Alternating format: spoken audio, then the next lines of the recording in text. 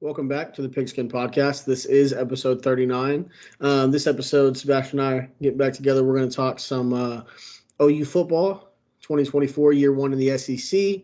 We're going to talk some NFL news, namely the Justin Fields to the Steelers trade, and then get into some March Madness. I know you getting snubbed. So, real quick before we get out of here, or before we get this going, how you been doing, my friend? I've been good. Some stuff's been happening. How's your St. Patty's Day weekend?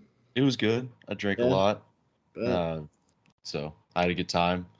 We had some news break on Saturday, which like you said we're gonna get into, but football season's right around the corner. It's only like 8 months away. So I mean, we got the UFL season starting at the end of this month, yeah, we do. and we got the Yeah, that's the NFL combination of draft the this week. XFL and the USFL, right?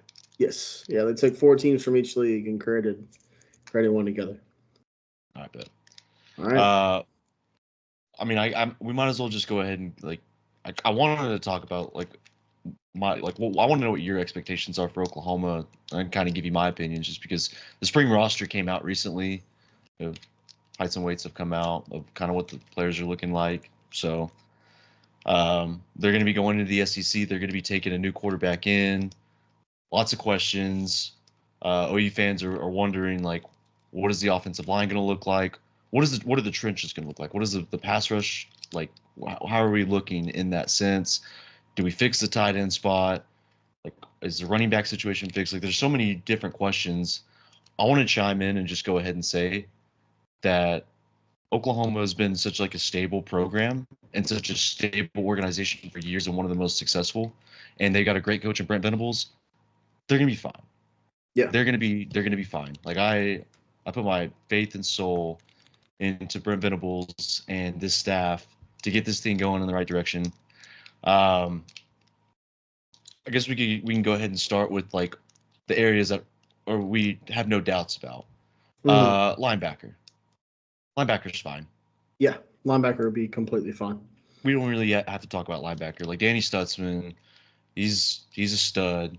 I mean, he's gonna be a high round draft pick if he has another season like he did last year, no injuries. Hmm. Uh, Kobe McKenzie, I mean, I think he's gonna get more playing time just because Danny's like in a position where he's gonna like it's his last year, so they want to see what they have out of their young guys. Kip Hmm. Lewis is gonna be great. Uh, we're gonna be fine there. I do wish Kip Lewis was a little bit bigger, weight wise. I think 6'1", I don't think it's bad for him. I mean, think about it. Kobe McKenzie's 6'2", 232. Kip Lewis is 6'1", 214. Kobe McKenzie looks way bigger than Kip Lewis.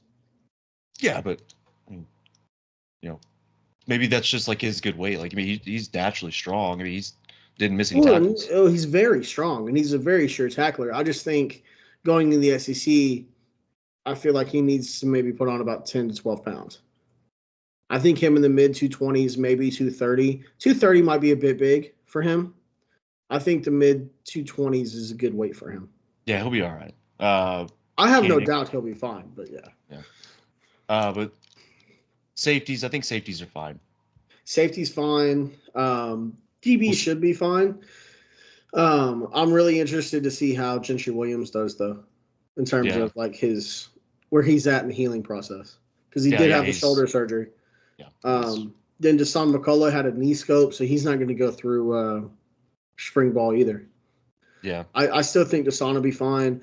I feel like Deshaun needs to put on about 20 pounds, though, 15, 20 pounds. yeah. He He's like looks like that's. Slim Reaper. I'm about to say, I just took the words right out of my mouth. He's like Slim Reaper, but with him being 6'5", 222, physically he fits in nowhere. You know what I Yeah, mean? Like he's too big and slow to be a safety or a corner, and he's too small weight wise to be a linebacker. So he kind of fits really perfectly into the cheetah role, but like he can't do anything either one fantastic. You know what I yeah. mean? Well, maybe he'll put on some size. I'm sure he's I working would on think that. so. Like I'm sure he's like Venables wants him to be bigger for that role. But Oh yeah. look, they're gonna be okay there. Wide receiver is gonna be just fine. Lots of studs. Mm-hmm. Here's like the questions that a lot of people are gonna have: the trenches, the Mm-hmm. running back, and the quarterback. Maybe not so much the quarterback because we have so much faith that he's going to be a stud. But like again, first year starting. We don't really know what we have in him. Like, I think he's gonna be just fine. So Yeah. like he looks like a stud. But running back it's a serious question. We lose Tawi Walker. Um, so now you need like another running back to step up with Sawchuk. Mm-hmm. Maybe Barnes finally gets it together. The other kid, Maybe. I can't like pronounce that one dude's name. Starts with an E. Emeka Mbuka That's the or wide receiver. Emeka Megway. It's Yeah. something like that. Yeah. Um, hey, there's a couple dudes we're not thinking about. There's Caleb Hicks, Oh yeah. 5'11", 216. There's there's Sam Franklin. The Walter Payton Player of the Year award winner, which is essentially the FCS Heisman winner from last year. There's also true freshman from Carl Albert, Xavier Robinson. Taylor Tatum. There's also Taylor Tatum. Now, the thing about But they Taylor haven't Tatum proven is anything. We don't know what they're gonna look like. You know what I mean? well, that's the thing. But also, Sam Franklin's the only one that's proven he can go through a whole schedule. Gavin Yeah. Sawchuk's had issues with injury. And none of these other guys have played enough, if any, football at this level to show anything, to prove anything. So a lot of question marks around the running back room. I think we'll be fine. We just won't have the answers till probably SEC play kicks off. Yeah, exactly. I mean, because right now it's Gavin Sawchuk's job to lose, and I don't think he loses it. I just think we need to find someone to slot in with him, if that makes sense. Yeah, it's load management. Like, makes perfect sense. And I mean, you brought up the schedule. Tennessee might be a tough team. I mean, our first real test is going into Auburn to face them. I mean, I know they've had issues, but again, like, that place is loud. It's crazy. Mm-hmm. It's like the real Jordan test Hare. of SEC. Yeah. So you got the real test of like your first taste of like what it's like to play against an SEC crowd, which we've done before, just not consistently. Yeah, I mean, we played Tennessee at Neyland. Yeah. And that was Baker's coming out party, pretty much. Yeah. So Tennessee will be. We played in the shoe. We played Ohio State's. They're loud and rowdy. So I mean, but I'm saying like on a consisent basis, like this is our new reality. Exactly. And that's the thing that it's terrifying, but it's exciting. You know what I mean? You need to take some of that blow off of Jackson Arnold and develop a run game. Which again, I have full faith. Like I'm not going to worry about it. We'll see what happens with Seth Luttrell and DeMarco Murray in that offense.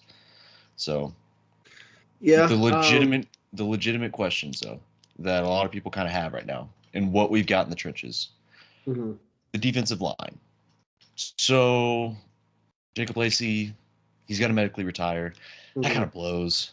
It Isaiah really sucks, man. Yeah. Medically retire. Isaiah Coe, no more eligibility. Jonah Lulu is probably going to be a draft pick with his measurables. So you're returning guys like on the edge. You got Ethan Downs, but you lose Rondell Bothroyd. Mm-hmm. Dejon Terry's coming back. That's good. We need him. He was fairly consistent. Yeah, we'll have Dejon Terry. Devon Sears is a guy that didn't get a whole lot of look last year. That's a transfer from Texas State. But, we also have – and these are interior guys because we got some edge guys as well. But really it's like I think Dejon Terry. Edge would be fine. Dejon Terry, Devon Sears, and then I'm blanking on his name, dude. Damn it. Trying to find him on here. Grayson Halton and Champ Sanders. Those guys are the guys right now. Ashton Sanders. I have a friend that's a girl. Her name is Ashton Sanders, so it's always weird when I see that. Oh yeah. So we'll have them. She's a great football player. Oh, I bet. I hope she can. She's going to contribute to the team. She's a big OU fan too, so. She's 6'1", 284. God damn. She's an athletic freak. Yeah, I fucking bet, dude. But then it's those four guys, and then it's the freshmen on the interior. I've heard some thought that maybe Ethan Downs slides to the inside, plays 3 technique. He's strong enough. I just don't know that he's big enough. He was strong enough against Texas, so like if he just does consistently what he did against Texas, he'll be fine on the inside going up against Yeah. interior guys because he's so Yeah. strong. I mean, it's like what we thought about Jordan Kelly. Jordan Kelly's just so strong, he just couldn't figure out proper pad level. Yeah. But Ethan Downs, I think he could play anywhere. So Yeah, and that's the thing that really worries me is the interior. But then you start looking at our edge, dude. If Ethan stays at the edge, that's great veteran leadership. He's a good player. He'll get some sacks for you. But then we have incoming transfer Caden Woolard. All right.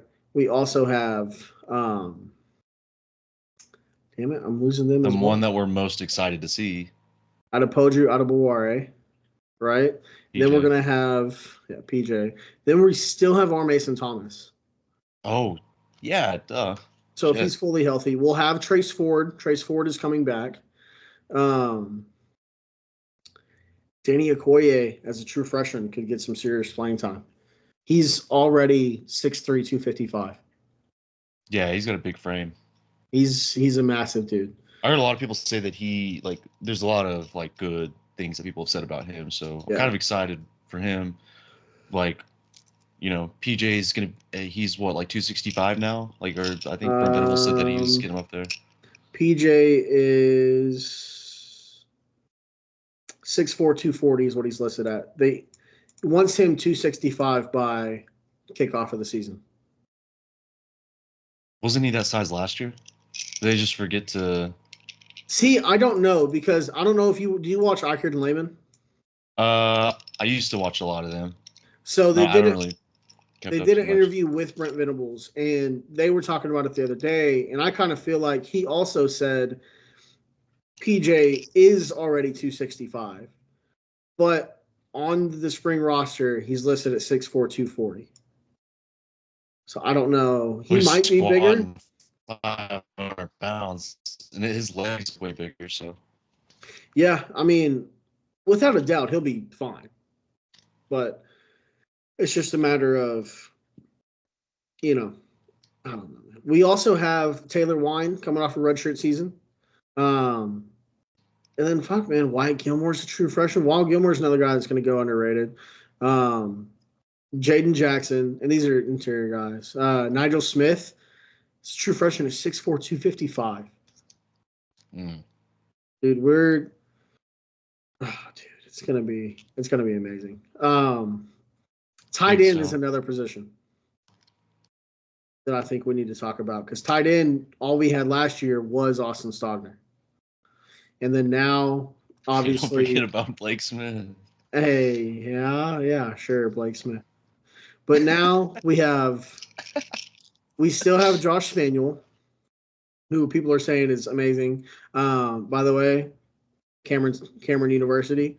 Shout out to Shady 580. He was a former basketball player at Cameron, then walked on at OU to play football. But anyway, all tight ends are.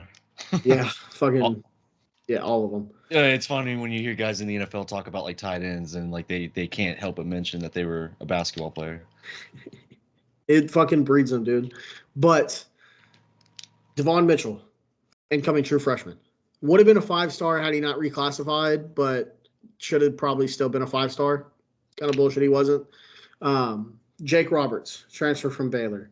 Also Bauer Sharp, who seems to be a monster. Sick name, first of all. Converted quarterback. Seems to be an absolute monster.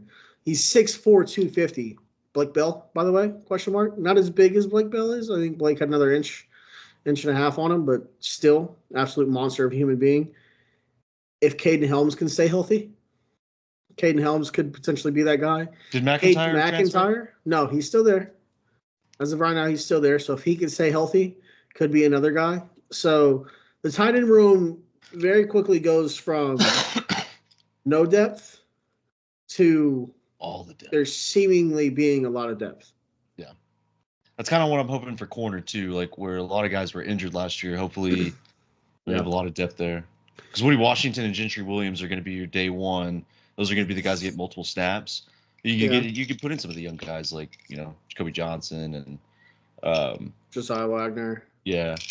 Then we also have Kenai Walker. Then we also have Makari Vickers is still there. He might be more of a safety though. There's also Des Malone, transfer from San Diego State. Justin Alaska, transfer from University of Utah, former Bethany, Oklahoma football guy. So Shaden Woodard changed numbers, by the way. Just saw that. He went from 13 to 51. So I don't know what's going on about that. Feels like he's been there for a long time. He has been. He's only listed as a redshirt senior. I feel like he's 38 years old, though. So definitely seems like it. But, the big but, this is maybe the most important position group on the entire team. It's offensive line. What are your thoughts on the offensive lineman? I trust Bill Bedenbaugh. Yeah. That's all I have. I mean, I have to. Yeah. Just get the right 5 guys in there and just do right by Jackson Arnold. I completely agree. Mitch, I like Troy Everett at center. I still like Josh Bates. Troy Everett's put on some good weight, though. He's 305. Yeah. Maybe he could be one of those guys. I mean, maybe they could just rotate him. Like, hey, Troy Everett's not working out, put in Josh Bates, or vice versa. Just see how it goes. Yeah. Tackle might be a big problem because we just lost 2 really fucking good ones. Yeah, we have Spencer Brown coming in from Michigan State. A lot of experience there. He's a redshirt senior. Not Tyler Guyton's level. No, definitely not. And I am saying that because, like, Tyler Guyton's going to be a top round pick. I don't know. Spencer Brown could be a beast for all I know. Like Spencer Brown, I view being more like Walter Rouse than Anton Harrison or Tyler Guyton. Either one of those guys. I think he falls between Walter Rouse and Wanye Morris. We're forgetting about Jake Taylor. There's Jake Taylor. Or who was the guy that came in? Jacob Sexton. That's the guy that came in for Tyler Guyton. Mm-hmm. Okay, yeah, that's what I'm thinking about. Yeah, maybe we're better. I mean, I don't know. We'll see. Interior is not what I'm most skeptical about. Of course, like tackles what I'm most skeptical about. But again, interior, I mean, losing Caden Green sucked. It does, dude. Oh, it hurts my soul. The Caden Green thing sucks. But I mean, we also look, man, we lost Caden Green. Caden Green, and it fucking blows. But Gary and Hatchett is coming in from Washington. Washington was the Joe Moore Award-winning team last year. Fabechi Wiwu is another guy coming in. Josh Bates, maybe he doesn't start out at center. Maybe they kick him to guard to start the season. Maybe. How big is he? Josh Bates, 6'3", 311. That's pretty good weight for his size, I guess. Yeah, that's a good Bedenbaugh guard. Put it in perspective, Troy Everett, 6'3", 305. Troy Everett's 6'3"? Mm-hmm. Why did he look so small on the field? Like I have no idea. I mean, he had Walter Rouse on one side of him. So yeah. The only person Walter Rouse makes look – well, the only person that makes Walter Rouse look human is Tyler Guyton. So, I mean but you also – look, you have Michael Tarquin, the fifth-year senior that transferred from USC. He's played every position on the offensive line, so he could bump in and fill in where needed. We have – and he's 6'6", 309. We have 6'6", 306 redshirt freshman Logan Howland. Heath Ozida is still there, 6'5", 312. Jake Taylor, 6'6", 303. So there's a lot of guys there. We just don't know yet. You need Jake Taylor to bump up and wait. You do a little bit, especially being 6'6". Yeah. But then we also have the incoming freshman. There's Isaiah Autry, who's 6'6", 300. There's Daniel Akinkumi, 6'6", 314. There's Josh Iasosa, 6'3", 322. And then it's just the guy, so sick to have a dude from London. Oh, yeah. Imagine getting shit talked by him after getting pancaked. Yeah. I bet he doesn't even call him pancakes. Boomer Sooner. And then you have BJ Brooks or Eugene Brooks. I think he's a little bit heavy, though. He had this issue in high school. He's 6'3", 334. Jesus. He's a big dude. Yeah. That was part of his issues in high school was he wasn't able to keep good weight on him. He kept getting this bad weight. So I say bad weight. Look at me. But anyways, I'm not playing offensive line. I'm also not 6'3", so that's whatever. I don't know, man. It's just one of those things that we're going to have to see it. And hopefully the best 5 together they can figure that out in spring ball, so they can have spring, summer, and all of fall training camp to get everything right. Because that's what worries me, is them not gelling as a unit. Yeah, and you kind of have to. They need to, because you need the run game to work, and you need to protect Jackson Arnold. So you put a heavy investment in him. Where, you know, I like how they handle the Dylan Gabriel situation, where they basically told him like, hey, like we want this guy to be the future going into the new conference. You're more than happy to stay. Like, you're going to be able to compete for the starting job, but wanting to learn behind you. And I mean, that was kind of made clear from the beginning. So if you're an outsider looking in and you're not a fan of the program and you don't know what's going on, you can have your opinion and be like, they shouldn't have done that to Dylan Gabriel, but like, it's not that simple. It just isn't. Like, nothing. It's not as black and white. And like, I think Jackson Arnold's going to be just fine. I think he's got the skill set and the potential. Mm-hmm. If he plays the way we think he's going to play, he's probably a future like first number 1 overall pick. That's his ceiling. His floor is at least top 10. Yeah. No, his ceiling is a Heisman Trophy and first round or number 1 overall pick. And it's because of the arm talent. Like, it is. The arm talent's there. Like, everybody's talking about it. Like, you either came out of the Alamo Bowl with 2 opinions. I think this is our segment about Jackson Arnold now, right? Yes, it is. Okay. You had 2 opinions coming out of that Alamo Bowl. And 2 things can be true. Jackson Arnold looked like a freshman, and he's got a lot of stuff to clean up. He also had incredible poise in the pocket, and his arm talent's unbelievable, and he's going to be a star. Well, there's that, and there's also being thrown into the situation he was thrown in. Being thrown in the situation he was thrown in, but for him to, the first drive he threw a pick, and he battled. I don't think picks are bad. No, I grew up before going to. Now, my fandom as a quarterback fan has skewed a little bit because Aaron Rodgers takes care of the ball better than anybody else. But I started watching football with Brett Favre. All right, picks are fine as long as you throw double the touchdowns. Yeah, as long as they're arm punts. Yeah, picks are fine. Look, he was 26 of 45, 361, 2 touchdowns, and 3 picks in the thing. And a lot of them were the standard drop back pass. They weren't as much like RPO. There was some RPO sprinkled in there, but like the deep touchdown to Brendan Thompson, and then a couple of the throws to. Yeah, bro, I'm so excited for the spring game. So the spring game tickets go on sale, by the way, tomorrow. I will be there. It's Saturday, April 20th. I will be in Norman for the spring game. I'm going to try to get as close as possible because I want to hear the zip on the ball. I heard people talking about it, like watching him in practice and at the games and in camp, like all this. The ball just like it flies out of his hand, man. And I cannot wait. He's such a natural quarterback, man. And he is kind of like a throwback when you watch him, like in the pocket and like the way he like stands. It's kind of like your old school quarterback, but he's got athleticism. He can run the ball. He's fast. He can run the hell out of the ball. I mean, think about it. He got thrown into the BYU game, and if there's not that hold, his first drive backed up into the close to the end zone. Everything looks like it's going bad. He scrambles for a 15-yard gain. Yeah, like it was kind of a bullshit block. I mean, it was kind of a bullshit penalty, but that's because we're biased. So it's because I'm biased. But I agree with you. I mean, I think Jackson Arnold's going to be just fine. It just can he have the stability at offensive line? Like, can Brent Venables and that staff steer the ship correctly in their first year in a grind of a conference against pretty tough competition? Like, not that the Big 12 wasn't. It's not the same level, though. Yeah, like, you just get different recruits. Like, it's a different style of football. These guys are bigger. Like, Alabama's had success. LSU's had success. They've won national championships, and every other year we have to play Georgia. Kirby Smart, look what he's doing with that team. Mm-hmm. Texas kind of scares me. I know they lost a bunch of guys, but like, I can't lie. Like, Steve Sarkisian has basically done what Mac Brown was trying to do, and what Charlie Strong and Tom Herman couldn't do, and that was to get the organization off his back. It's what Nick Saban did at Alabama. It was like they had administration problems, and it was like, no, this is my team.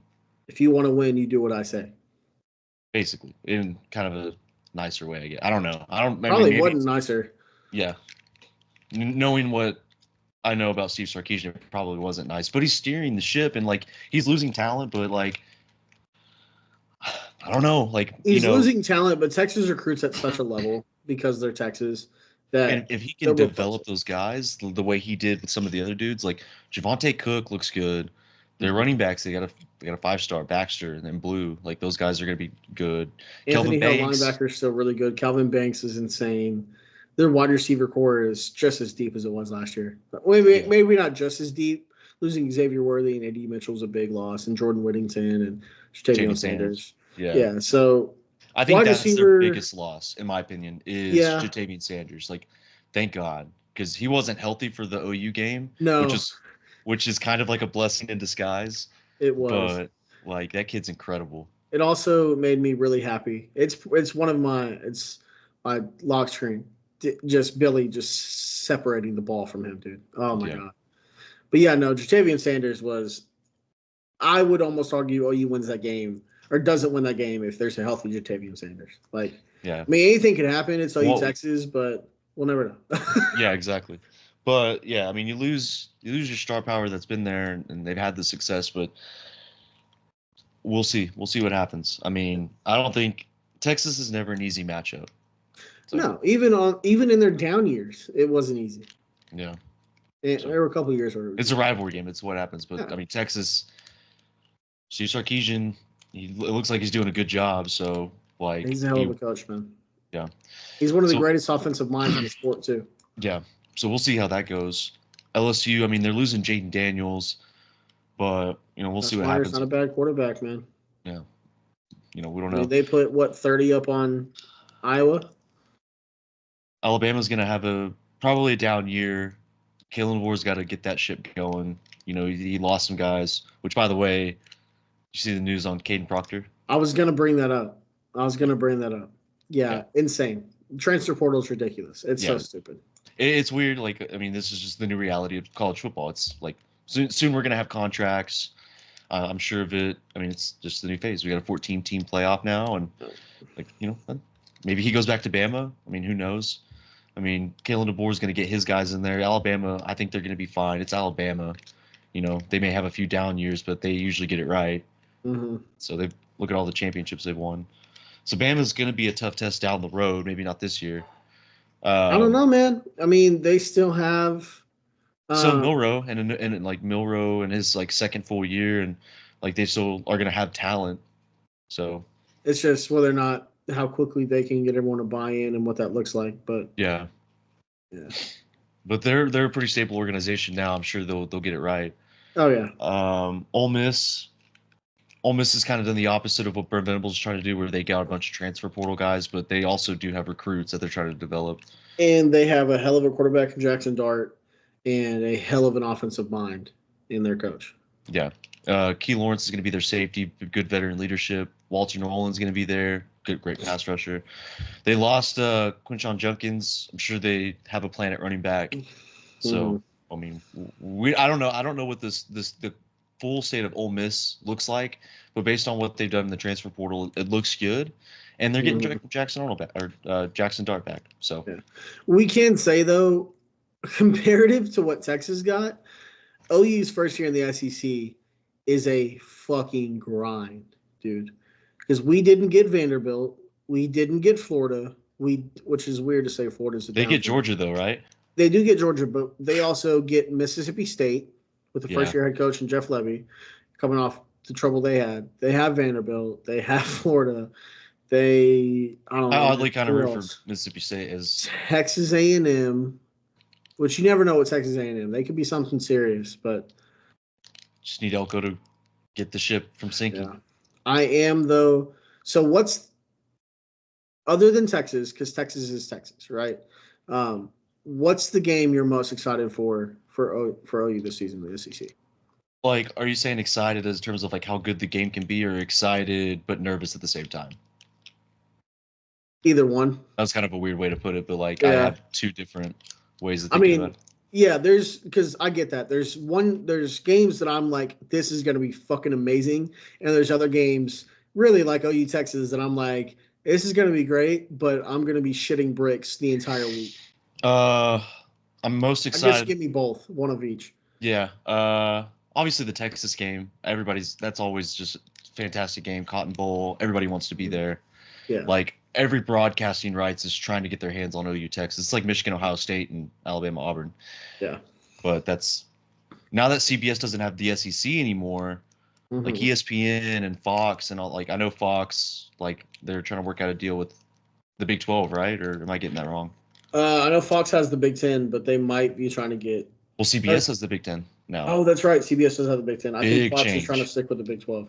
Yeah, that is right. Big change. But yeah, other than OU Texas, what's the one game or what's the two games? One that you're nervous for, and the one that you are just ecstatic to see. The one that I'm most nervous for is Tennessee. First SEC game. First SEC game, and I think Nico's good. And Josh Heupel's returning to Norman. Yeah, and Nico's good.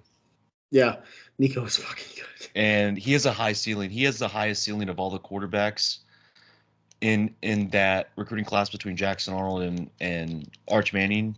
Mm-hmm. But like that's like Jackson Arnold gets to go up against guys in his recruiting class. Yeah. Year one. Think about when next year would be. So I was way ahead, 2025. But think about it. The SEC quarterbacks room looks like Nico Iamaleava, or however the fuck you say his name. That's how you say it. Jackson Arnold, Arch Manning, and then any other slew of guys. But those three mainly are just going to be ridiculous. Yeah. So I'm very nervous about that game. I, at first, was most excited about Alabama. Mm-hmm. Big change, though, so we don't know what that's going to look like. It could be either really good or just kind of a down year for Bama. Mm-hmm. Shouldn't be a staple on Kalen DeBoer, but I think I'm now most excited about LSU. Death Valley. Yeah, no, I definitely agree. Now, here's mine. The game that I'm most excited for to see, mainly just because I want OU to beat the hell out of them. I want all their fans to shut the fuck up on Twitter. I want OU to walk into Missouri and make it known I forgot about that Missouri. OU is still their fucking father. All right? Just because they left and were mediocrity in the SEC for all these years doesn't mean all those years in the Big 12 when we beat that ass, that doesn't go away. But also I'm really nervous because Dirk Witz is a hell of a fucking coach. Yeah. And oh God. So like that's probably the one that's just wrecking my nerves. And they're getting Brady Cook back and Theo Weiss and Luther Burden. And they're getting Caden Green, who's a stud guard. Yeah. Their defense is still pretty good. I understand where you're coming from. Like, yeah. I'm kind of nervous about that game too. And then the one that I'm most excited for, you said Tennessee. I was kind of rolling with that one, but the first SEC road test, Jordan Hare, we get that, and then we get a bye week to play Texas. So it'll be game, 5 of the season? Because, Temple, Houston, Tulane, Tennessee, game 5, first road test in the SEC, walking into Jordan Hare. It's going to be insane, man. I can't wait. I know. I'm so excited. Like, it's because it's new. It's refreshing. Like the Big 12, there's only so many times you can play Kansas where you're just like, okay.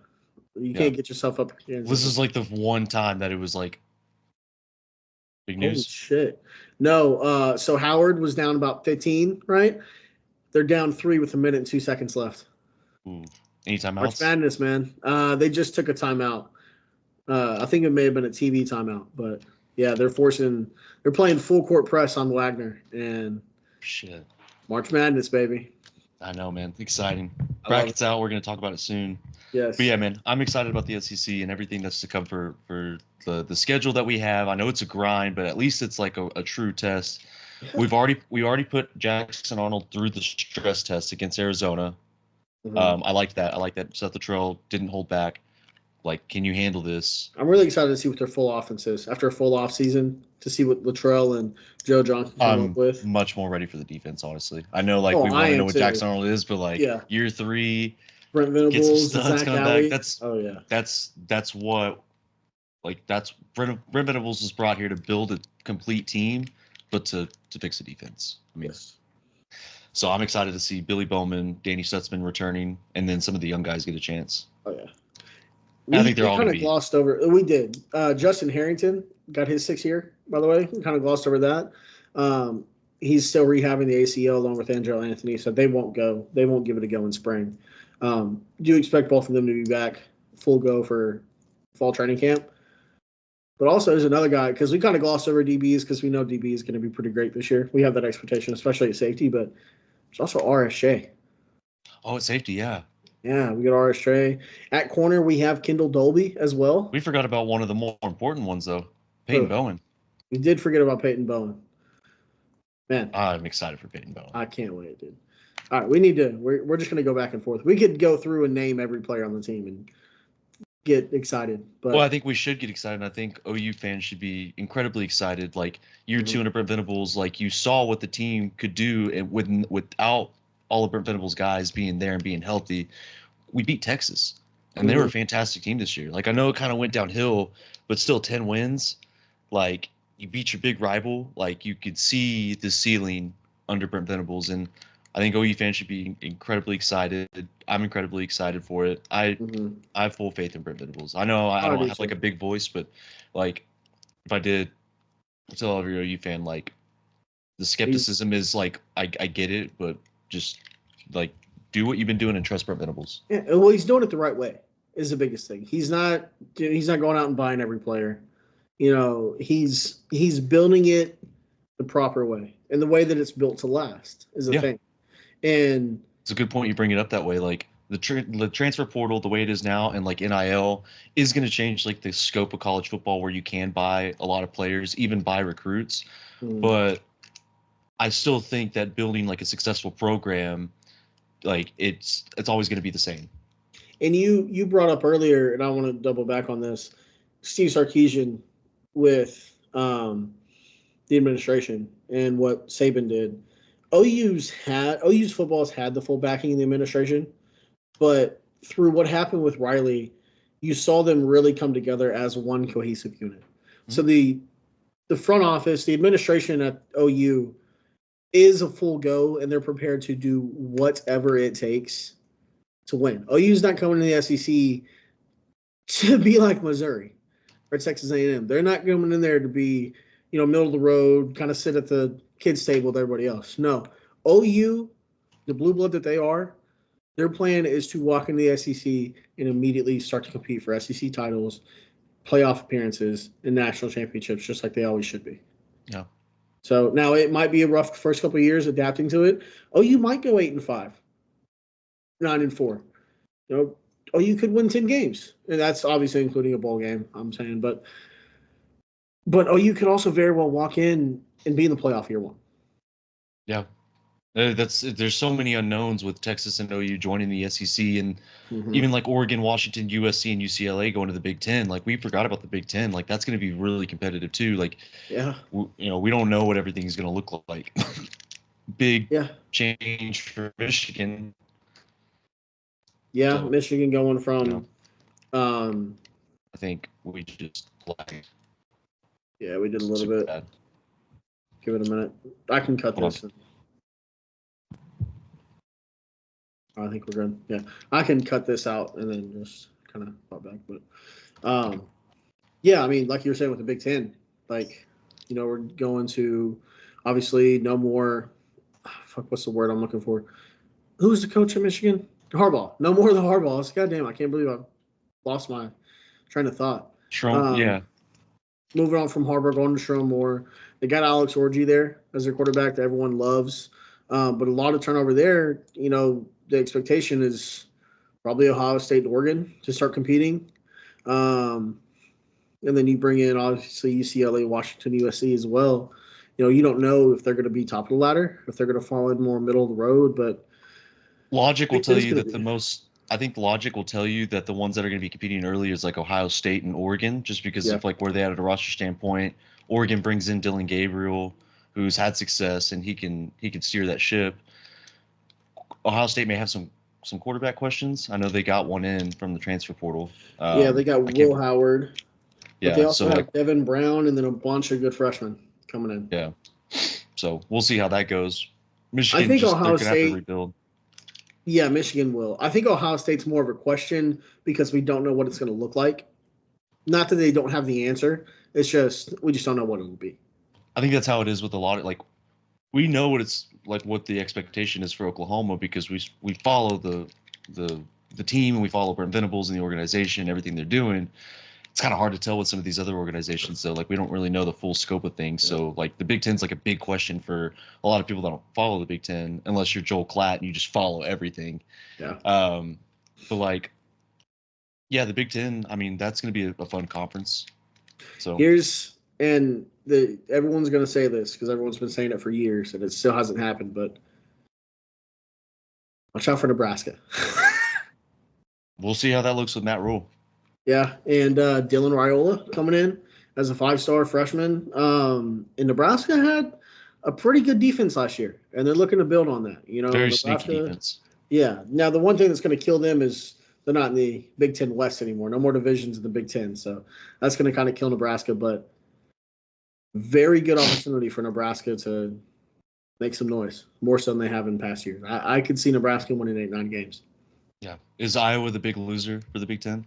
Iowa's the biggest loser in the Big Ten because they can't let their defense carry them to 8 wins and then go get trounced in the Big Ten championship game. Who was the team that got the James Madison coach? Was it Indiana or Purdue? I think it was Indiana. I think so. He's a good coach and a good recruiter, so maybe watch out for one of those teams in the future. Maybe they can. I mean, they won't be competing for a national title, but they'll be competing to win a lot of games. So watch out for them. But just to kind of go back to. It was Kirk Cignetti. Yeah. It was him. Yep. So, again, just to go back to the SEC talk and like Oklahoma, I'm excited. I think all OU fans should be excited. Trust Brent Venables. Jackson Arnold's going to be the guy. Mm-hmm. We're going to be just fine. Yeah. Even if it's a down year, I still trust Brent Venables. So what's your expectation record-wise if you have one? 10 wins. 10 wins? Yeah. 10 That's wins. kind of where I stand too. Maybe a loss to Tennessee, if that happens. I mean, we don't know what Tennessee's going to look like. Mm-hmm. I think they have a really good quarterback and they have a good coach, and they're kind of steering that ship a little bit with Josh Heupel. Maybe we don't know what LSU is going to look like either, because losing Jaden Daniels and Malik Neighbors, that's a big hit. But they are going to have their freaky linebacker. Mm-hmm. Yeah, Tennessee. Name. I can't either. Maybe. I don't know. How do I forget his name? He's a crazy athlete. One of the best linebackers in the nation. But it doesn't matter. Like, I don't know what it's going to look like, but I hope we're competing for a playoff spot and competing for an SEC championship. Yeah, I mean, that's the thing. OU, the expectation is for OU to come in and compete to win conference and national titles and compete for the playoff. And I would fully expect OU to win 10 games. But I'm not going to be pissed if they don't. Will I be a little bit disappointed, obviously, but like I'm not going to be, ready to tear the ship down if OU doesn't win 10 games. That's kind of where my head is at for it. Isn't it great to cheer for a good program? Oh, dude, it's the best. I mean, between OU and Green Bay, I'm just always happy. I mean, I'm mad a lot of the time, but also just very happy most of the time. So. And you cheer for OKC, and they're getting that shit right. Yeah. That's fun. It's gonna be great. The Bears made 2 polarizing trades. They got Keenan Allen, so that's a big one. After we ended the last episode, the Bears traded for Keenan Allen. I think they traded a 4th-round pick for him. I know a lot of Chargers fans are upset about that because Keenan Allen has just been such a great locker room presence and just such a polarizing player for them over the years. Keenan Allen's been one of my favorite receivers since he stepped into the league. Like, him and DeAndre Hopkins are my 2 favorites. Mm-hmm. Ever since they got into the league, just played at a different level. I saw it early, even with Keenan Allen having all the injuries, kind of following the Chargers when I was following them. I looked at him and thought, like, man, this guy's different. Like, he just needs to stay healthy so he can show it. And he's been consistently like a top 5 receiver, like, every year. So, like, I don't care how old he is. Other teams outside looking at when he made that trade, he's trying to get the team and the roster in a standpoint for the future quarterback, whoever it's going to be.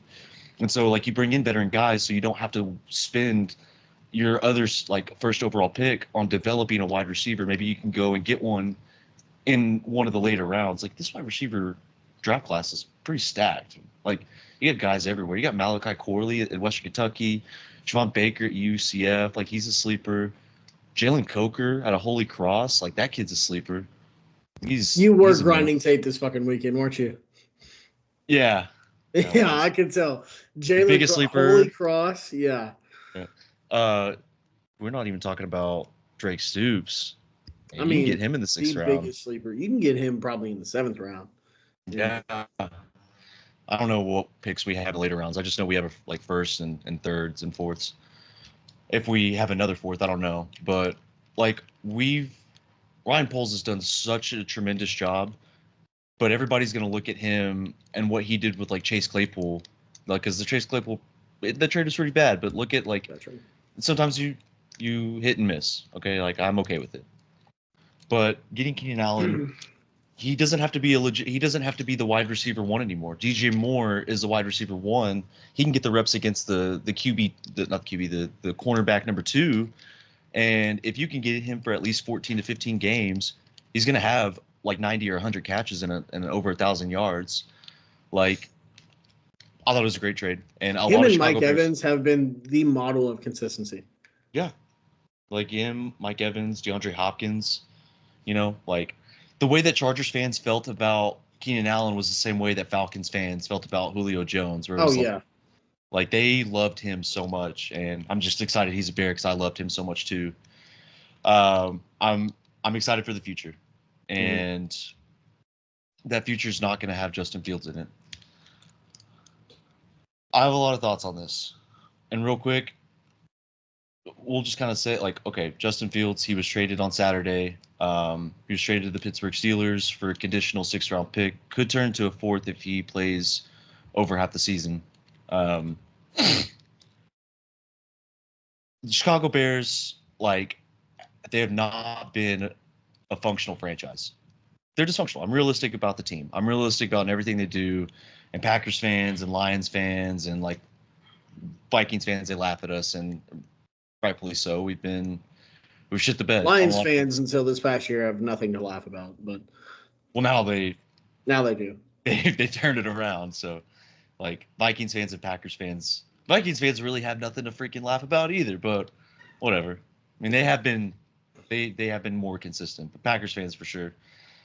And it's warranted. This was very complicated, and I have a lot of thoughts on it. And a lot of people that they have no emotional ties to the team. They are just media personnel, and they have to have an opinion. A lot of people have had good opinions. I've watched a lot of other, like, I agree. Like, I thought Nick Wright had a good opinion. I thought Peter Schrager and Kyle Brandt had the same opinion. I know, like, these guys that I typically am just like, I like them. But I'm just laughing because every time I think of Nick Wright, I just think of his nose. Yeah. I mean, I like Nick Wright, but like sometimes he can have an opinion where it's like, but that's like what they do. Yeah, like that's their job. Yeah.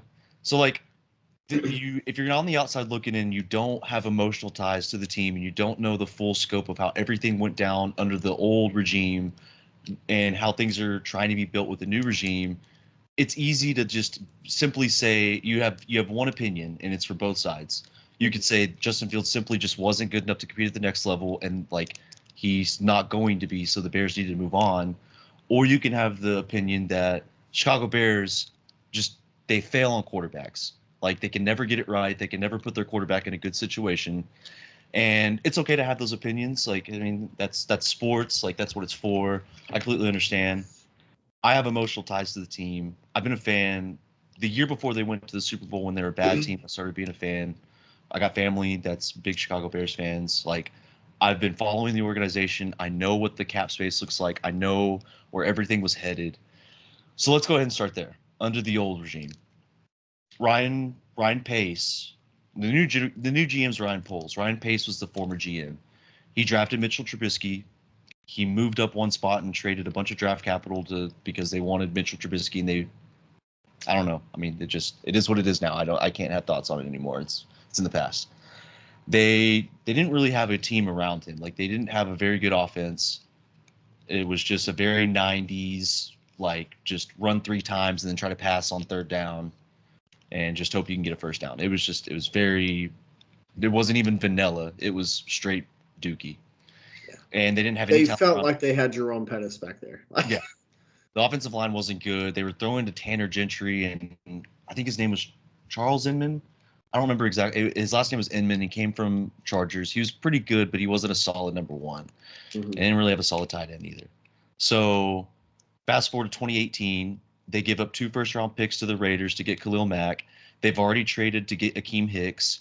They've already traded to get Prince Amukamara. They traded to get Danny Trevathan. They're trying to build an incredible defense because they don't know what they have in Mitch. And Ryan Poles spent a bunch of draft capital and a bunch of money on free agents rather than primarily building to the draft. Now, he drafted Eddie Jackson, some players, but 2018, the ceiling was high because that team went to the playoffs. They were 12-4. Things were looking good. They lose in the playoffs. 2019, they miss the playoffs. They don't have a first-round pick. Like their cap space is looking pretty bad because at this point, you're probably going to have to pay Roquan Smith because he's playing good. You just paid Eddie Jackson because of his outstanding season. 2020, it was the makings of this thing is going downhill, even though they made the playoffs. 2021, well, first of all, in 2018, they hired Matt Nagy. Matt Nagy, shitty offensive coordinator, good like locker room presence, I guess. The team was going downhill. So in 2021, they make the decision they have to save their job because Ryan Pace and Ryan Pace and Matt Nagy are on the hot seat. They're on the hot seat. The team's going downhill. The roster's aging. They have so much that like their cap space is nothing. Like they paid so much for Khalil Mack and all these other players, and you're like having to basically rebuild. So to save their job, they move up 1 pick and they trade their first round the next year to get Justin Fields. The Bears organization failed Justin Fields. They put him in a terrible spot. And as excited as I was to get a dynamic quarterback with high potential that Justin Fields had, like I knew somewhere in the back of my mind, I was thinking this can't go well for the kid. Like the situation he's coming into. So fast forward. So I do want to cut you off there. I had the exact same thought. When Justin Fields was drafted, I was like, this is probably the worst place he could go. It was. Because I felt Justin Fields needed maybe not necessarily a mentor, just a better situation. Most of quarterback success in the NFL comes based off your situation. Most players' success in the NFL comes based off the situation that you're drafted into or placed into. That's why you see so many players struggle at one place, have a change of scenery, and then are great because they go into a better situation, whether it's coaching, whether it's players around them, what have you. It's very, very rare that you see a guy like Andrew Luck that goes into a shitty situation and like has immense success, and Joe Burrow. Those are just, they don't happen very often. And you can even argue Joe Burrow was going into a place that was healing. Cincinnati was getting better. They just didn't have the offensive line. Yeah. But you just still didn't know what you had. Like you drafted this guy and you're still rebuilding. Like they were going in the right direction. They're rebuilding. It was a much worse situation. Look at Justin Herbert. Yeah. Justin Herbert's a great quarterback. Fantastic quarterback. But he will never have it. Phillip Rivers will never have any career-defining success, postseason success, because of the situation he's in. Mm-hmm. Exactly. And like I saw the makings of just like a bad recipe. I'm really sad the way that it ended because I really, really like Justin Fields. But just to kind of go on what I was saying, they wanted to send him for a year. They wanted to send him for a year, learn behind Andy Dalton. Andy Dalton gets absolutely wrecked by Aaron Donald in that first game against the Rams, which, by the way, we should probably talk about Aaron Donald retiring soon. Yeah, that was a big one. Maybe after this, but like they decided, well, we're going to go ahead. Well, why don't we put the kid in and see what he has? And he goes up against an awesome Browns pass rush, and he got sacked like 15 times and threw for 30 yards. And we're off and rolling with the Justin Fields era. Year 2, bad season. They fire Ryan Pace and fire Matt Nagy. They call Ryan Poles and they say, we fucked up. Like, we need you to fix this. And he goes in and he was tasked with stripping down the roster and building it back up. It wasn't save Justin Fields. Like, that wasn't on the Bears' mind at all. The Bears were like, we got to turn everything around. Like, this is really bad. So they actively tanked. They had a really bad defense in 2022, and they had no talent for Justin Fields to succeed. And they couldn't do anything in time to help him. Mm-hmm. Year 3, they had the number 1 overall pick, Ryan Poles. Like, his players that he drafted, they're looking good. Everything like is kind of settling in. It's the makings for a good roster. Cap space looks good. He's doing everything correct. They go and they get DJ Moore, but again, they're asking Justin Fields like, "Hey, go out there and be great." But Luke Getsy's brain is going to go in a blender, and like he's going to forget how to use you. And so now, like, how do I put this? There's 2 camps with Justin, like with the Chicago Bears quarterback situation. There's 2 groups: the draft Caleb Williams group, and then the keep Justin Fields group. Mm-hmm. I was in the draft Caleb Williams group, not necessarily because I didn't believe in Justin Fields. I wanted him to work, and I'm really sad the way that all of this kind of transpired because he was set up to fail, and that's basically what happened.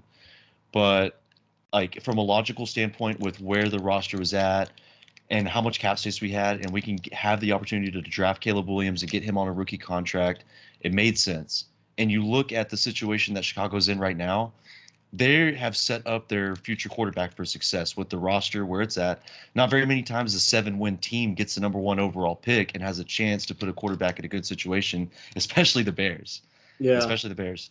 So like I completely understand Ryan Poles' standpoint with wanting to trade him, and shout out Ryan Poles and shout out the new regime for wanting to do right by Justin Fields, because like, yeah, they traded him for a 6th-round pick, and you can have whatever opinion you want. Yeah, the Bears got fleeced once again by the Steelers. They traded him for a bag of chips. What are the Bears doing? I don't think compensation mattered to Ryan Poles in this situation. I think it was his legitimate apology to Justin Fields and being like, I'm sorry you were in the situation. Because like one criticism of Ryan Poles, if you're an outsider looking in, is he didn't do what's best for the team, and he wasn't doing good business by sacrificing or like not like monetizing and getting the full value of Justin Fields through a higher compensation and a higher draft pick. But I don't care. Like, as a Bears fan and knowing what Ryan Poles has done so far and where the roster's at, I don't care about getting a 4th-round pick or getting a higher round pick. Because let's say a team like Buffalo or Kansas City or like the Chargers or like one of these teams that has an established quarterback that's maybe looking for a good backup in case they get hurt, and they offer a higher draft pick for Justin Fields, he has no chance to be the starter and compete and showcase his talents. Yep. He like if they get hurt and he goes out there and he does well, it doesn't matter.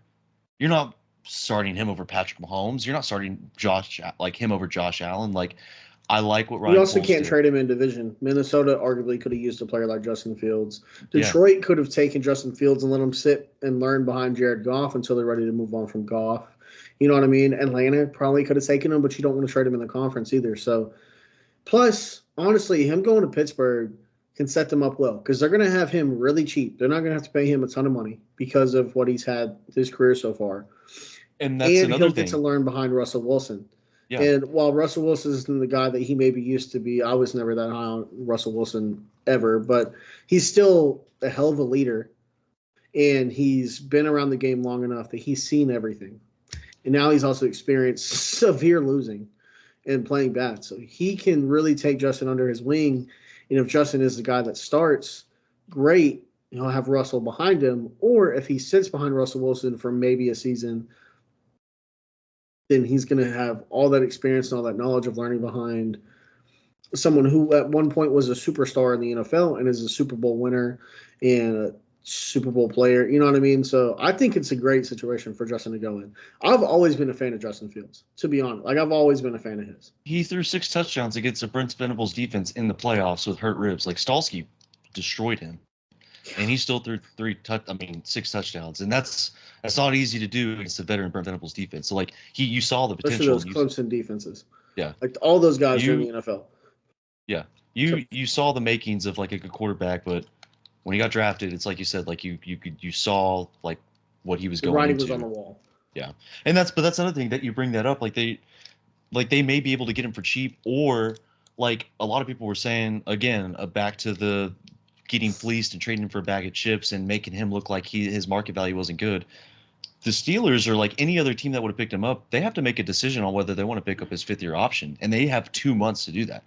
They don't have a very long time, so like he hasn't played a snap for him. You don't know what you're getting out of him, and you have to make a big decision. Like I understand the Steelers' standpoint of being like, well, we'll trade him for a 6th-round pick, and like that's the most that we're able to do for him. And on Ryan Poles' side, being like, I want to make sure I do right by Justin Fields because of the way he handled himself with the situation he was brought into. I want to make sure he can go to a place where he can start he's in a stable place now, and I think he can beat out Russell Wilson. I think he can too. I But think here's he's the better other than thing. Wilson at this point. You bring up. What do you think? Okay. You bring up. I like that you bring up the contract thing, and they're going to have to make a decision on Russell Wilson in their trade compensation. Look, a 4th-round pick and a 6th-round pick. There's not a whole lot of difference there in terms of what the contract looks like, in terms of what their career is likely to be in the NFL. That's not a huge difference. It's a day 3 pick. The guys that go in the 4th round easily could fall to the 6th round. At that point, teams are like, I like his measurables. I think he can do something for us. Let's get him let's get him on the team and see if he can make the roster.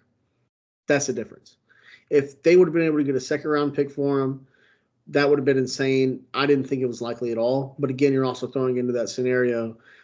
If someone's trading a 2nd-round pick for Justin Fields, they're likely not in a position for him to succeed, or he's an insurance policy. Yeah. So yeah, basically. And now moving on to what we expect to happen a month and a week from now is Caleb Williams will be the 1st overall pick. Yeah.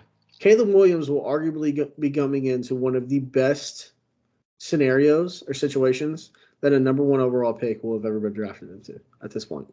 Like you said, not many number 1 overall picks are drafted to 7-win teams.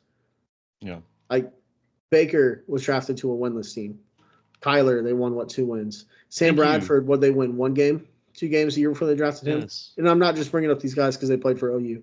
Andrew Luck's the outlier. Trevor Lawrence was drafted to a terrible Jags team. Joe Burrow was drafted to a terrible team. Josh Allen, Bryce Young was drafted to a team that the season before wasn't awful, but I mean they weren't great, but they weren't awful. And then they gave up everything to go get him, and now look out. Now I will say another outlier here might be C.J. Stroud, because I don't think he was drafted into a terrible situation, but it wasn't a great one. And I think D'Amico Ryans, that front office, just did a hell of a job. Yeah. C.J. Stroud had to win those games. It was like hey, we're gonna put some talent around you. You're gonna have a good offensive line, but him and Tank Dell went out there and fucking balled and put the league on notice for about 6 weeks. That middle 6 weeks of the season. But yeah, I mean, you look at Deshaun Watson didn't go into a good scenario. I know he's kind of by the wayside now, but he didn't go into a good scenario. The quarterbacks you see succeed in the NFL are the guys that come in. You think of Aaron Rodgers came in and sat behind one of the greatest. Jordan Love came in and sat behind one of the greatest. Mahomes came in and sat behind Alex Smith, who's a good quarterback. Jimmy G had that success early in his career, but he sat behind Brady and learned of Belichick for so long. You know what I mean? Russell Wilson came in as, a 3rd or 4th round pick, wasn't expected to be all that, and was surrounded by one of the best teams cohesively, And so that's the thing is Caleb Williams is going to come in, and it's going to be on him as whether or not they succeed, because that will be one of the true times where you look at him and be like, that's because of him. That's not because of the team. And that's why I can appreciate Ryan Poles for wanting to do right by Justin Fields and trading him, being like, you were set up in a bad spot. Ryan Poles has corrected every single mistake. Like, he's learned from the mistakes of the past regime. Fucking GM. Yeah, and I know Packers fans are, and like other fans in that division are looking at that and being like, we need to suit up because Ryan Poles is doing a hell of a job. the Packers go out and they get Xavier McKinney, and they go and they get younger at running back in Josh Jacobs, and they're looking at their wide receivers and being like, we need to get these guys like on board, and this offensive line's gonna have to get on board because we need all hands on deck, and we need Jordan Love to have another successful season because the Bears are a real threat. And it's not only the Bears could be a real threat, the Lions are obviously going to be a threat. Don't know what to expect of the Vikings. Fucking hate. I bet they move up. They have to like number 6. I bet they trade with the Giants. Have to. But that could be a tough conference. Now, I mean, a conference, but like division. I could very well see the NFC North being a top 5 division in the NFL next year. Yeah. Maybe top 3, maybe. Even top 3 or top 4. I forget there's only 8 divisions in the NFL, but like still. The NFC North has very quickly gone from it being the Packers and nobody else, the Packers and Vikings and nobody else, to it's the Packers, Lions, and then probably the Bears, and then it might be the Vikings too. Because the Vikings still have a pretty good defense and some pieces. They're roster, good coach. Yeah. I could see them murdering the NFL with Michael Penix as their coach or as their quarterback, or Bo Nix or somebody terrifying. Anything could happen. Like, I'm almost positive Caleb Williams is coming to the Bears. And I like Caleb Williams. I get it. Everybody's saying he's going to be a bust. I get it. Nail paint, wears a dress, cries after games. Say whatever you want. I think he's a good quarterback. So how many Lincoln Riley quarterbacks have legitimately failed in the NFL? Like, actually failed? Like, no one's really failed yet. There's been bad years. Now, we don't have enough of data. I look at everything that's transpired. I'm happy about getting Caleb Williams. He's got everybody's saying he's a generational talent. If he's that dude, he's going to be a franchise quarterback. He's going to piss a lot of people off, and I can't wait. Like, you're going to be such a fucking asshole. It's going to be horrendous. I didn't even mention we had the number 9 pick too. So now we can draft somebody else to put with the team, whether we get another pass catcher or whether we get the edge rusher out of UCLA or Dallas Turner if he's there, or if we get like Ola Fashanu out of Penn State, like we get a left tackle, move Byron Jones. Maybe. Yeah, if he's there, I think the Titans are going to take him. But like if he's there, you get him. Like I would love Tyler Guyton, but we don't need a right tackle right now. So like. There's so many options like that Brian Poles has had, like all the draft capital and all the cap space. He's building. Like, I like that my teams are kind of going about the same process of building their team. Yeah. Like it's what you do, and you build through the draft and you develop those players and then bring in some key free agents. So who's y'all's offensive coordinator? We just got Shane Waldron out of Seattle. That's who it was. Okay. Who, when he was the offensive coordinator for the Rams, Jared Goff was a Super Bowl quarterback.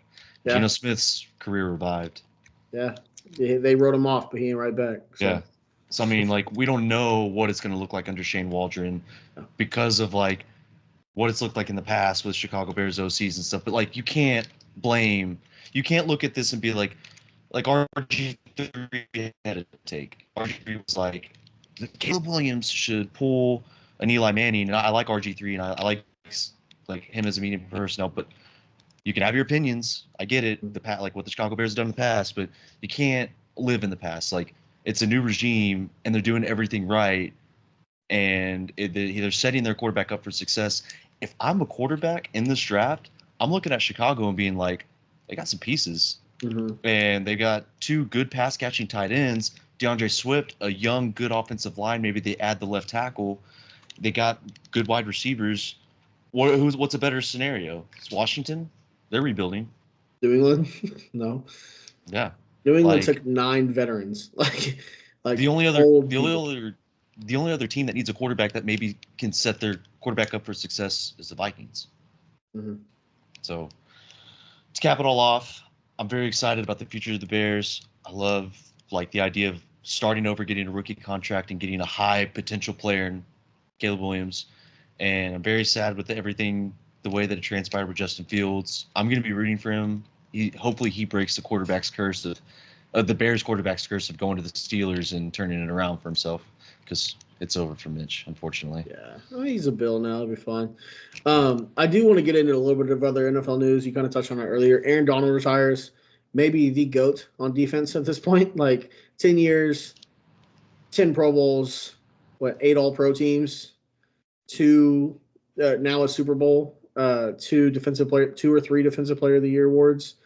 I think 3. First player to win it 3 times or something like that. I don't know. And being considered an undersized guy too at his position. Yeah. When you look like that, I don't give a fuck how short you are. You're not undersized. He is a monster of a man. Yeah. But he's just so naturally strong too, and he's just like he was a generational pass rusher. Like it's insane to think that guy went to Pitt out of college or into college. Like, and he looked good. Like it was like that draft class had a lot of good pass rushers. Like Jadeveon Clowney had a really high ceiling, and we saw some of the stuff at South Carolina. Khalil Mack went to Buffalo. Yeah, I know. And look how he turned out. He was awesome. Shit. We'll never get those days of college football back, by the way. Those are over. So far gone. Aaron Donald today would be at like Ohio State right now. Like, but or Alabama. But he chose to stay at Pitt, and he some of the stuff you hear about Aaron Donald, like by former NFL players, is crazy. Dude, when I saw it, I had to go find it again on YouTube. The Geno Smith. Oh my god. I did. So funny.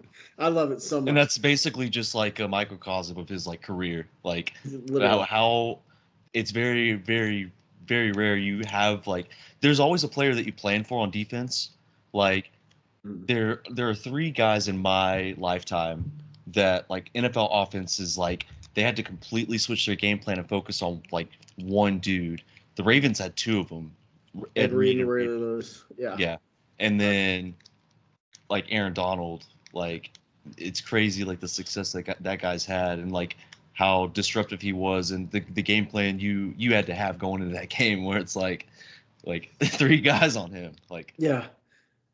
The statistics are crazy. He's unbelievable and it was fun to watch him to be that good of a pass rusher from the inside too. Like as a 3 technique. He's not coming off the edge.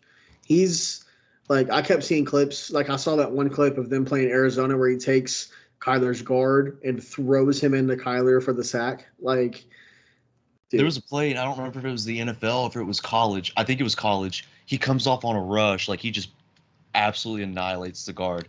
And before the quarterback can hand it off to the running back, he grabs both of them at the same time. It was college. It was Pitt versus Duke. Yeah. Unbelievable. Yeah, he came off on a inside. It wasn't even a stunt because he didn't go around. It just was a down it was an attempted down block by the guard, and he just couldn't get up fast enough.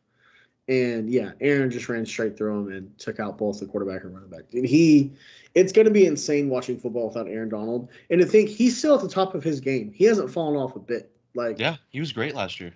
He could still probably play another 4 or 5 years. But like from the Rams as an organization now, like he had been kind of teasing retirement. Like after the Super Bowl, he was like, I think I'm ready to hang it up. I've had a great career. We're lagging a little bit. Give it 1 second. He had a great career. I have nothing else to prove. I've been at the top of my game. I've won several awards, Defensive Player of the Year, all Pro Bowl every year, Super Bowl now. Like you're right. He still is at the top of his game, and like it's just gonna be crazy that like I guess if you have a hot spot, NFL offensive lineman. Yeah. No, literally. Like did you see Kyler on Twitter? Yeah. He's like, oh, thank God. Thank God.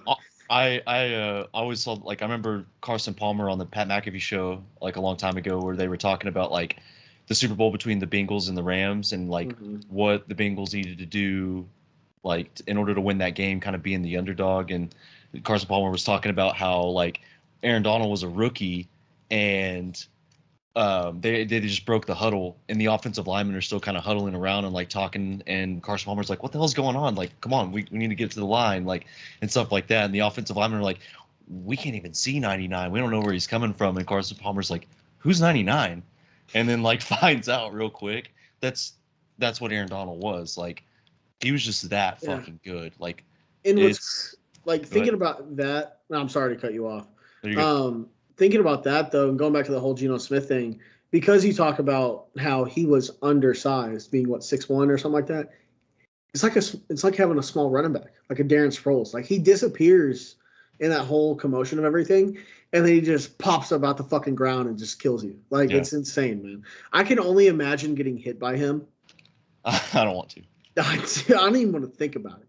He absolutely like in 2021 when we drafted Fields and Andy Dalton was our starter. Yeah. Like in 2018, he didn't get a sack against Trubisky. Like our offensive line did awesome, and that was like always the talk after that was like, how did the Bears stop Aaron Donald? You know, like that was like the talk of the town. That pissed him off, and like the third year we had to play the Rams when our offensive line was terrible, he just absolutely wrecked us and just destroyed Andy Dalton. Nails and glass for breakfast, and then just came out and fucking killed the Bears. Yeah, like that's the one thing I've always killed everybody. I feel like the Packers, in the times we've played the Rams, have never really gotten dominated by Aaron Donald, which kind of makes me happy. They had the game plan around him. Yeah, because they had to block 3 on him at all times. Plus, the Packers have always had pretty good offensive lines. So, yeah. But yeah, no, Aaron Donald is a game wrecker, and everybody should be happy. Outside of the Rams, everybody should be happy that he's decided to go off into retirement. Now, you don't replace a guy like that. No. So, the Rams. Perron Winfrey? Oh, shit. Well, I mean, there's some guys that like, because now, I mean, Sean McVay, he's teased retirement, so they got to think about him, like, because they want to keep him as coach. Stafford. Yeah, Matt Stafford's getting old. Like, they're gonna have to figure out the quarterback situation. Is it gonna be Stetson Bennett, or are they gonna draft one? Like, we don't know. And they got good young talent with Puka Nacua and Tyler Higbee, but you got to replace one of the best pass rushers we've ever seen. Like, not very many guys have been that level except for like him and Reggie White in the inside. So you're gonna have to bring some guys in. Yeah, the Rams draft. The Rams are on the verge of really tearing everything down, which they've already done. Yeah, but to the bones. Like it's about to come down to the bare bones, because you're right, Sean McVay. You're not sure how much longer Sean McVay is going to be coaching, and there's no guarantee. If Eberflus doesn't work out for whatever reason, maybe he sees the situation in Chicago and he's like, "Hey, I like that." I don't know. But Matt Stafford. I hope Eberflus works out because I don't want another coaching carousel. But Matt Stafford's only got a few more years. Then so they're going to have to figure out quarterback, like you said, whether it's Stetson Bennett, whether it's some drafting one. Imagine they kind of take off a couple years, right? They're not that good. They get rid of the Stafford contract, and then they start to build a team through the draft, and Sean McVay stays, and they go get like Jackson Arnold. Dude, be insane. I'd cry for days, forever, because they'd be. Well, that's the thing is like, it's interesting the way that the NFL works and how you build a successful franchise. You build through the draft, and you bring in some key players through free agency, and you kind of build a successful team long term. The Rams took a different approach, where it was like, we kind of want to win now. Like, we got a lot of old players that we're bringing in so we can get them a Super Bowl ring. Like, they kind of knew where they were going to be at, like in cap hell, and like that they were going to have to rebuild. But the Rams, because they foresaw that, like I think they're going to be okay, like long term. Yeah, I also think the Rams did that because when the Rams and Chargers moved to LA, the Rams are like, because no one in LA gives a fuck unless you win. No one does. Yeah. And so the Rams very quickly had to be like, okay, we're not going to be the Chargers/Clippers. Right, we don't want to take a back seat to the Chargers either. That's the thing. And so they had to very quickly be like, all right, we have to get a trophy in the case now to buy us some fucking time. And they went and bought one. I mean, they literally bought a Super Bowl. I'm glad they got one for Aaron Donald, though. When they won Lions fans are happy they got one for Matthew Stafford. They are. When they won that Super Bowl, or when that Super Bowl happened, I wanted Cincinnati to win because it's cool. They're young. I love Joe Burrow. Also, P. Ryan and Mixon. I would have loved to see them get a ring. But at the same time, couldn't be upset that Stafford got one, that Aaron Donald and all them boys got one. Obo got one. That helps. So Jalen Ramsey got one. I love Jalen Ramsey coming out of the draft. OBJ. So, yeah. So there you go. So it was in Cooper Cup. Yeah. So the Rams they got one for all the vets, all the old heads loved. So, but yeah, no, Aaron Donald, it will surely be missed from a fan perspective, but when he played the Packers, I'm glad that he will fuck off now. So I know, right? Yeah. you got any other The NFL is thoughts? going to be so interesting. Like college football too. Like, I mean, if you're just a football guy and you're indulged in this stuff, it's always interesting. But a lot of changes. So I'm interested. I'm interested to see what the LA Chargers do in the draft, because now you got Jim Harbaugh, and he has a recipe for success. So like, what are they going to do? Are they going to replace wide receivers, or are they going to go and get the guys that are they going to let Jim Harbaugh take control of everything? Mm-hmm. So I'm interested for that. I'm interested to see how it works for the Atlanta Falcons. Like, you have to know what you have in your talent. Can Kirk Cousins display what you drafted?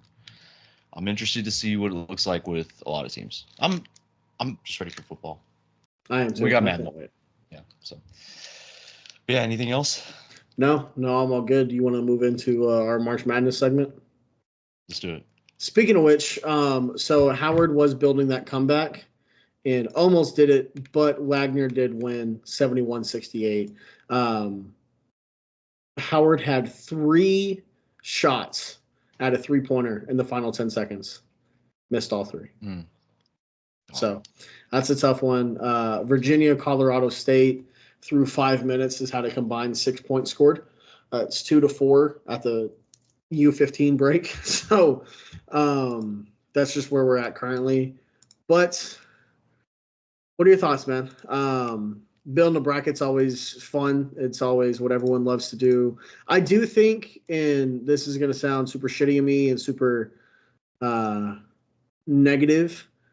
So with the college football playoff expanding, right? People are always like, look at how great March Madness is, right? And don't we want this in college football? I'm interested to hear your thought on it because we have similar but fairly different takes in the whole playoff expansion thing. Because I wanted to stay at 4.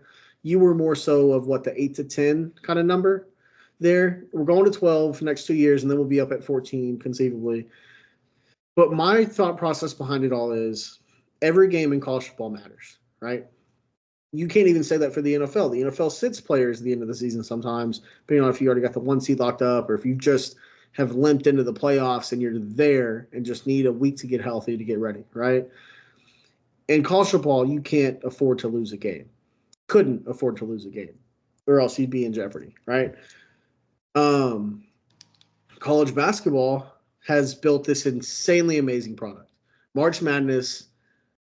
So I did a paper a few years ago in college, and it was talking about it was pre-NIL era, and I was talking about why players deserve to be paid and the differences in how much money that these universities and these TV partners are bringing in.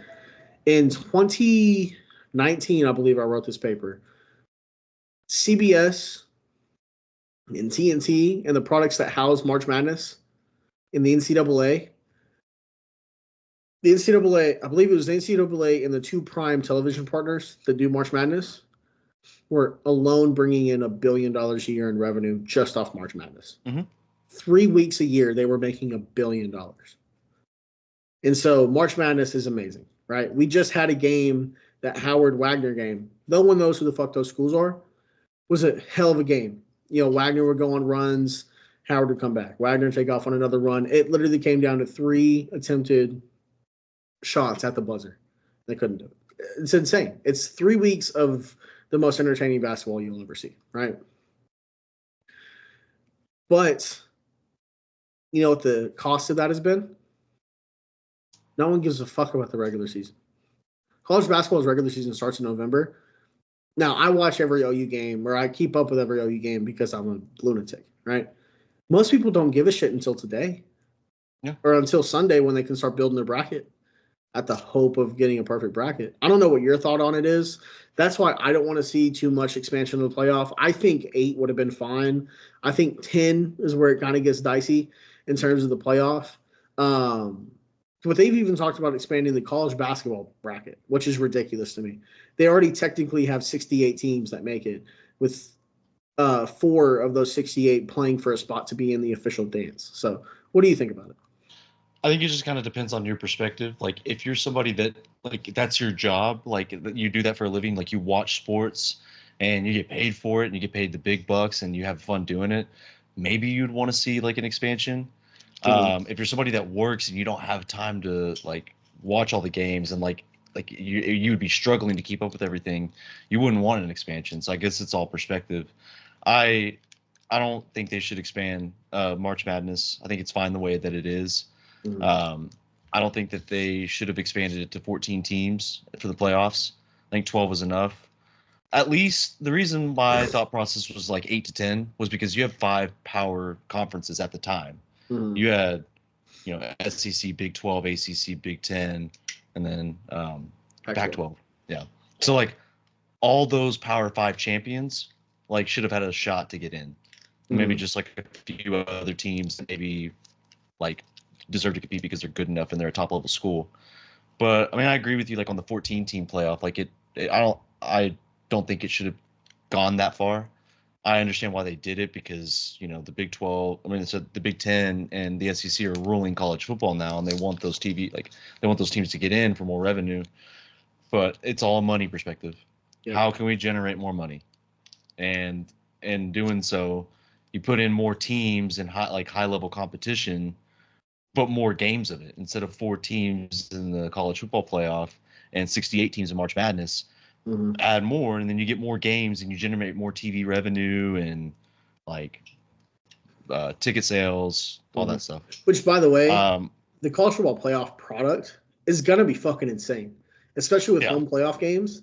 Like, bro, quarterfinals, imagine. semifinals, and then like Yes, championship. imagine, dude. Imagine a playoff game at 7:30 at night on ESPN or ABC between like LSU and Penn State Crazy. in either stadium, a whiteout in Happy Valley, a game in Death Valley at night, like Ohio State or And Florida Alabama State, goes to Ohio State. Yeah, Florida State goes to, I don't know, Texas. Like, dude, it's or gonna be vice insane. versa. Yeah, either way. Anyone coming to Norman is gonna be insane, dude. Like, it's gonna be insane either way. And I'm tailgating all fucking day. Like, no matter what. But that's the thing, is it's gonna be amazing. It's just I hate to sacrifice the good parts of the game for it, if that makes sense. Yeah, But I completely anyways. understand. I hope that the games still matter in a sense to where like you can't afford to lose more than one at least. Mhm. Because like in the 14 playoff, we've seen some one loss teams get in. Yeah. So I get what you're saying. Like you don't want it to be like a 10 and like a 9-3 team getting in just because they have the talent and they're ranked and Yeah. stuff like that. And like you want the games to matter more. So 14, I agree with you, is kind of ridiculous. But again, like it's just all perspective, like on what it's going to look like. 12's fine enough. Even 12 might be a little bit too much. I was arguing for 10 and then maybe 2 buys, like for the top teams. Yeah. But like with the way, like I don't think they should expand March Madness. I think No. it's fine the way that it is. Like again, that's coming from somebody that like works a different in a different segment than like sports. Even though I want this to be my passion, my career. But Yeah. I'm not gonna be able to we're not gonna be able to watch too many of the games starting Thursday. I mean, there's like Mississippi State, Michigan is at 11:15. Like, it's just games we're not gonna be able to watch. But anyways, we have um the Pardon My Take Bowl, the we do Wisconsin versus James Madison. we do have the Pardon My Take Bowl, which is gonna be insane. Somebody that was putting this bracket together, they must have listened to the podcast. Had to. They had to. Had to. Moving on though. With all that being said, March Madness again is the most electrifying 3 weeks of basketball on the planet at any level. And I'm so fucking stoked, dude. Yeah. It My wallet does. is gonna hate me. Before we get into the exciting part, let's go ahead and talk about the shitty part. Mm-hmm. Oh, you got left out. That kind of sucks. It was brutal. Did Porter Mosier say anything about that yet? I didn't get to watch his press Yes. conference. Yes. So he had the press conference today. And they're not doing NIT. No, and he was pissed about that. So I'll lead in with that. The NIT thing, they had 15 minutes to decide whether or not they wanted to be in the NIT. And that was mainly because OU would have been the 1 seed in the NIT, just like they were in Mosier's first year. But they decided against it because they wouldn't have been able to field a full roster. Most of the guys said no, they weren't wanting to do it. But also, he said that the heartbreak that they experienced being the first team out after being told and shown as in the entire season, he said from the 1st of December, every bracket they looked at every single day showed OU being in the tournament. A lot of it didn't make sense with some of the teams that they put in, but yeah, like watching this Virginia, Colorado State. Phil Lenardi has like 2 weeks of work and then he's done. So like I don't even think he likes his job. Probably not. He does a shitty job. But Moser essentially said that the heartbreak of not making the dance and then having to be like, all right, guys, well, do you want to play in the NIT? Like, no. He's like, we're not fucking doing that. Pretty much is what he said. Well, some would say that was the original championship. People forget. Yeah, but those people are also fucking dorks. So no one calls it NIT madness. Okay, it's fucking March Madness. But I used to call it the not in tournament. So pretty much what it is. But anyways, yeah, OU didn't make it. Moser's pretty pissed about it. He said that he hasn't been able to get a clear explanation as to why. OU was 18-6 when they were fully healthy, a ranked team. Even at not full strength, they were competing with teams like Houston. I think the thing that killed them is like OU was 18-6 at full strength, right?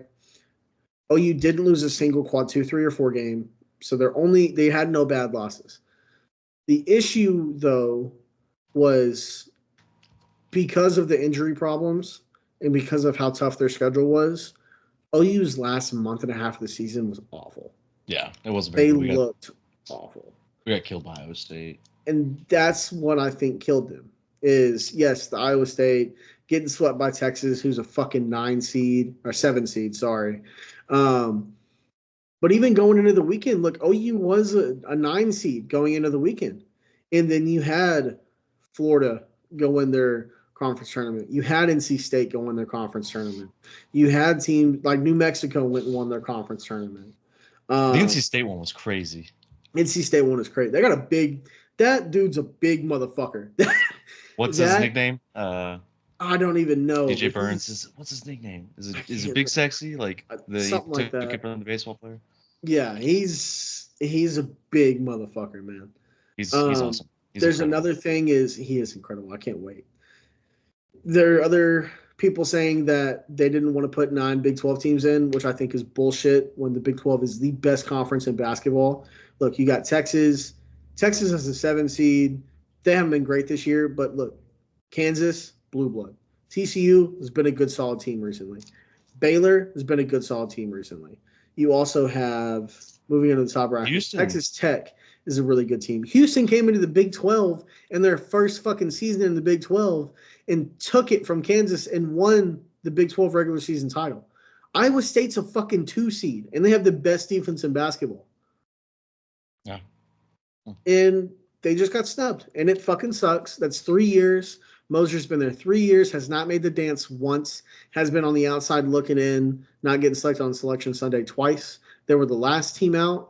Season 1, they're the first team out this year, and it fucking blows. But bracketology. This is also BYU. I forget BYU's a 6 seed. If they can hold on to what they have on their roster, Caden Cooper, if they can keep Otega Owe, which I don't think they do, if they can keep Milo Zuzan or Javion McCollum, great. Sam Godwin, if he leaves, that'd be insane if Sam Godwin left. But Moser talked about it this time last year. They had 5 guys. They had Luke Northweather. They have Sam Godwin, Otega Owe, Milo Zuzan, and some other kid. I don't remember his name. And they built a tournament team. They just didn't get selected. So now moving into the SEC, still a very tough conference, but not as much of a grind on the basketball side as it is in the Big 12. I think they're going to compete very well in the SEC. I think they're going to do great. Look, Florida's not that great of a team, but they're still a tournament team. Kentucky's Kentucky, right? Alabama's been a very solid team recently. Tennessee's been very solid recently. South Carolina's a good team. But not only do they play Mississippi State's a good team, but they're not playing – not only are they just playing those teams, but Auburn's good too. It's a lower step in competition, honestly, from the Big 12. But with the teams coming in the Big 12, they don't have to deal with fucking Arizona. Colorado's been good recently. So, like, those two are going to be big ones that OU misses having to play. But OU is going to go from having a week of Kansas, Kansas State, Texas, and then TCU in a 4-game stretch, and then Oklahoma State, which is a rivalry game, and Oklahoma State's usually a pretty good program. They have a new coach, by the way. Or they Yeah, they just got rid of the coach. But they're going to go from that to, like, Alabama, and then they'll have, like, Vanderbilt. And then they might play Texas, and then, it might be, I don't know, fucking LSU, who's not that great of a program. Tennessee's been pretty good lately, though. Tennessee has been very good recently. So that's the thing is, while it's not like they're going from the Big 12 in basketball, or it's not like they're going from the SEC of basketball to the A10, like it's like the difference in the football team. Like they're going from the Big 12 to the SEC, exactly. And it's going to be a grind. And the basketball team's going from the grind of the Big 12 to like kind of an easier path with the SEC. Yeah. But it's still going to be tough, and it's still going to be very interesting, and they're still going to have to do something. There's been talks about OU rebuilding facilities, getting new facilities, maybe tearing down the LNC and getting a smaller stadium to make it look more full, because OU's biggest problem right now, in my opinion, is fan support. They'll figure out the NIL thing. OU's a rich enough university. They'll have plenty of money going around. I give them $10.95 every month. Now, I did specifically say it's only to be spent on offensive linemen. So, but I wouldn't mind like a 7'2", 300-pound jacked center. I'd take one of those if we could get them. So, yeah. But I don't know. Do you have any thoughts on the whole OU thing? I kind of ran with that one. I completely agree with everything that you said. So there's nothing for me to chime in about. I mean, like it sucks, but it is what it is. Like, they haven't been selected. They got to figure it out in the SEC. Hopefully they can get in. Porter Moser, they say that he's on a short leash. I still think he's the coach. I think he's fine. I mean, it's Oklahoma. Like they just, unless you're just terrible, like John Blake, or like you're gonna be out. But like, I think they'll be fine. Yeah, OU's not an administration that we do have baseball, which will be a segment for another pod, maybe. But OU's not a program or an administration university that moves on from their coaches very easily. Like you said, unless you're just terrible, they're going to give you the benefit of the doubt, let you work it out. So I like Porter Moser. I like what he's done. I like him trying to engage he took Loyola Chicago. Like he took that 198-year-old fucking nun and shout out her. She's still kicking. And shout out Virginia Mikowski in Chicago. Our ownership is about to die too. She's 96, but she's still kicking. So I think they're not in a great spot, but it could be worse. They were plus 10 in wins this year. They made substantial improvement. So it just sucks they're not in the dance. But harkening back, March Madness is going to be insane. Now, you got some sleepers, right? You got New Mexico that kind of went on a run to get themselves in. Kansas is playing hurt. They don't have their best player throughout the entirety of the tournament. Samford's not a bad team. Texas kind of limped in. They're going to get the winner of the game playing right now with Colorado State and Virginia, which are one of those teams. There are two of those teams that made it in over OU. Look, Dayton's not a bad team. Dayton can make some noise. Arizona's good as always. Tennessee's good as always. Creighton, those Blue Jays up in fucking Nebraska, man, they kick ass, dude. Great coach. They do have a great coach. TCU is a good program. Purdue's got that 7'2" dude. It's weird not seeing St. John in. I know. With Rick Pitino. I know. They were kind of one of those left out too. You got Nebraska. I can't remember that dude's name, but that kid from Nebraska is a stud, man. UConn is a 1 seed. UConn's always good. Purdue Houston, with Zach Edey, right? Yeah. Houston's got one of the best defenses in the country. Iowa State has maybe the best defense in the country. Marquette is a 2 seed. Then you got your typical blue bloods. And literally blue bloods. You got Duke, Kentucky, UNC, a 1, 3, and 4 seed. I don't know, man. It's going to be insane. Who's your Who's your sleeper? My sleeper is Drake. Drake? Okay. He's getting hot. He's getting hot, man. Mine's maybe not a sleeper because they're a 2 seed, but I think Iowa State's going to make a fucking run, dude. My Final Four had 2 1s and 2 2s, so, like, UConn, obviously, like, they have a chance to go back-to-back. But Iowa State was another one that I agreed with you on. Mm-hmm. Man, like, my bracket's not going to be very good. But there's some sleeper games, and there's always the storylines, like, especially, like, if Arizona meets up with UNC, I think it'd be the Elite Eight. If they meet up with them, you have the storyline of Caleb Love going up against his former team. We're going to see how that goes. Purdue, are they going to get their vengeance? They lost to a 16 seed last year. Are they going to have the same path that Virginia had when they lost to a 16 seed and won the championship? Is UConn going to pull a Florida back-to-back championships? Like, we don't know. Maybe, like, people aren't talking enough about Houston. Like, I know, like, their offense puts you to sleep. Yeah, with the way they play, it's like, it's kind of boring, but, like, their defense is really good. Knocks your teeth in. So it's either going to be that would be a big upset for Longwood, like, just incredible. That's not happening, but I know. It'd be fun though. It's fun to dream. It could happen. Wisconsin versus James Madison again. Like I said, part of my take bowl. That's going to be a fun one. If you tune into part of my take in the Barstool Sports, that'll be one to watch for sure. So who's your Final Four again? Who's your Final Four? So I have Iowa State, North Carolina, Tennessee, and Kentucky. With North Carolina winning the title. Tennessee in the Final Four? Tennessee's in the Final Four. I think UNC is going to win it all, though. Just for a fantastic, awesome pigskin storyline, I would hope that it's Drake and South Carolina make it to the Final Four. Drake beats them, gets the championship, and then the headline is Drake beats Cox. You would, wouldn't you? Hey, you know a team that they're a 5 seed, but can make some real noise. Hold on, my bracket just disappeared. What the fuck happened? Dude, what the fuck happened?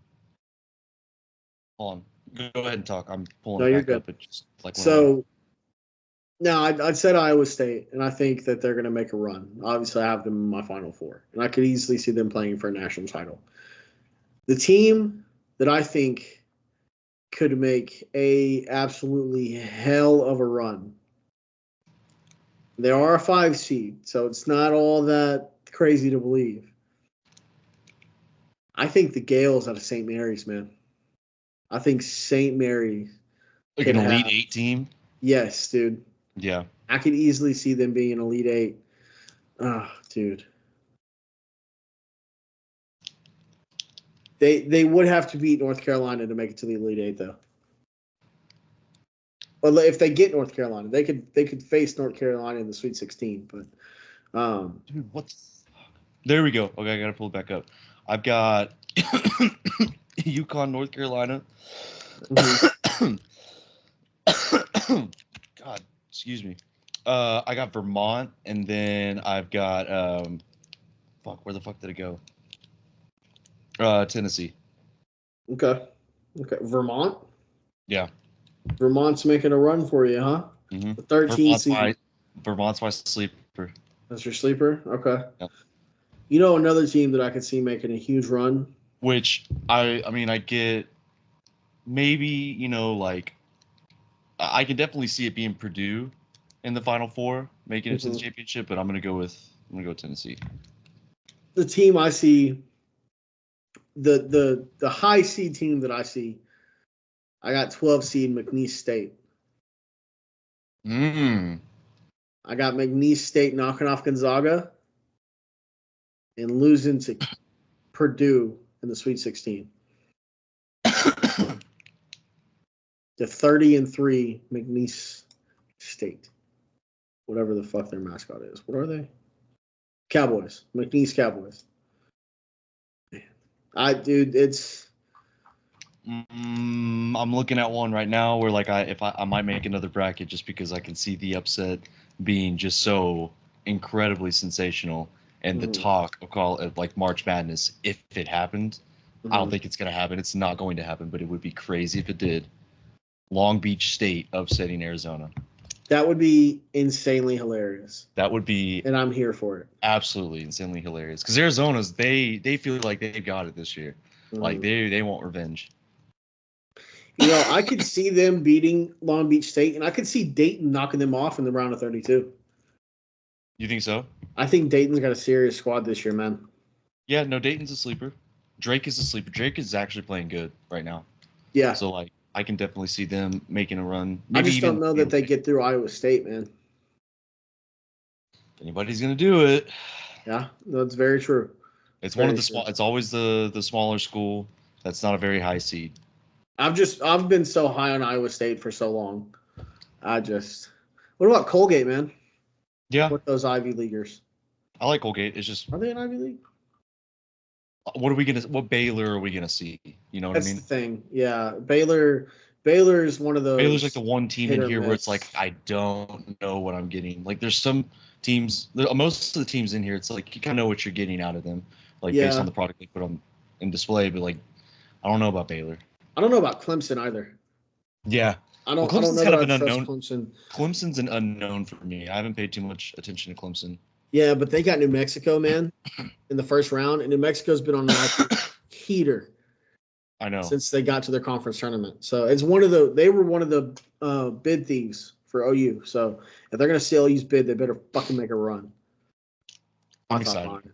I I'm am too. excited about this. You know what I miss though? Remember What? the Florida Gulf Coast? Yeah. Oh my god, just flying through the air, dunking on everybody. Yeah. Man, You always get one of those teams like in March Madness that's like they're a smaller school, but like the St. Peter's mm-hmm. when they And they're back in, man. yeah or Those the one those that Peacocks, the 16 seed that beat Virginia UMCB. UMBC. Yeah. So Yeah, I had a guy that I went to high school with that was on that team and starting. So that was pretty really? cool. Yeah. That's pretty sick. That's sick, man. I don't know, dude. I just I'm looking at my bracket and I'm adjusting right now because I'm just Yeah, so I'm gonna make stoked. a few brackets because I can see Auburn making a deep run. I could see Auburn as a Final Four team. Yeah, I could easily see Auburn as a Final Four team. 'Cause, I could definitely see that. like How about that Sweet 16 matchup though? If they get there, like Auburn versus potentially UConn, like that's a hell of a game, man. that is a very Illinois good is game. another team that I don't think enough people are talking about. I mean, Illinois is a 3 seed. Florida Atlantic. People aren't really talking FAU, about. yeah, Yeah. yeah. I think now here's my thought. I think the East is the strongest wing in the bracket with UConn, Iowa State, Drake, Illinois, Yeah. Auburn, San Diego State is a good team, dude. I just think I think the East is probably the strongest group in the bracket. I think the West is probably the weakest. Now you got Arizona, you got Dayton, you got Baylor, you got North Yeah. Carolina. The only ones that I can see where like it would be an exciting game is like Dayton upsetting. Well, they wouldn't really even be upsetting Nevada, but like if they make it to like the Elite Eight and they have to go up against like UNC fucking or Alabama or yeah. uh, So like that'd be fun. But yeah, I agree with you on that. I think a sleeper one is the Midwest, just personally. Midwest. Yeah. Well, you Yeah, got I Purdue like South there. Carolina. I like Creighton. I So, like Purdue. But like the East is the strongest, but the sleeper's definitely the Midwest. oh, 100%. 100%. I think TCU could even make a run. TCU is That's not what a I'm bad saying. team. I mean, Yeah. TCU, do they still have no, I don't think they do. Jameer Nelson's a good player though. Who's that man? Who's that kid TCU had No a couple doubt. years ago that was nasty? Oh, Jameer Nelson for TCU is pretty good. Yeah. But yeah, I mean, I could see a number of teams making it around. Like I said, McNeese could easily find themselves. Gonzaga. They beat Gonzaga. They beat Kansas. I mean, they're in the what the Sweet 16, playing fucking probably Purdue. All I I'm know, excited. all I know is I'm fucking excited. I'm stoked, and this is gonna be an insane tournament. I can't wait. Do you have any thoughts? Any other thoughts on this? No, man. I mean, just kind of to wrap everything up, I'm excited about Oklahoma's future in the SEC with football and with the roster standpoint. I think everything will work out. Sucks what happened with Justin Fields. Hope he succeeds. I'm ready for Caleb Williams in this new regime, and March Madness is gonna be fun. Yep. So, do you have any other thoughts? I don't, man. So with that being said, as always, please like, comment, subscribe, share this with your friends, share this with your family, share it with anyone that you think might enjoy us. But I think that's going to do it. Episode 39 of the Pigskin Podcast.